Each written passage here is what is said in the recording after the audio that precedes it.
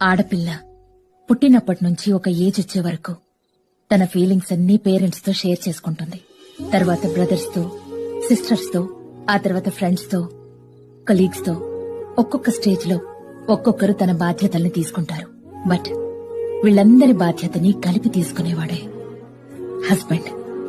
మా ఆడవాళ్లవి చిన్న చిన్న ఆనందాలు వాసు. గంటలు కష్టపడి వంట చేసి బావుంది అని భర్త ఒక చిన్న మాట అంటే చాలు, ఆ కష్టాన్ని మర్చిపోతాం.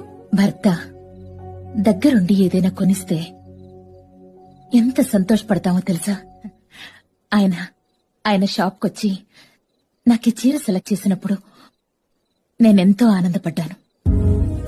ఆడవాళ్లు ఏమీ దాచుకోలేరు అంటారు, కానీ మేం చాలా దాచుకుంటాం, ఒక్క భర్త మీద ప్రేమని తప్ప. మహిళా మూర్తులందరికీ మహిళా దినోత్సవ శుభాకాంక్షలు.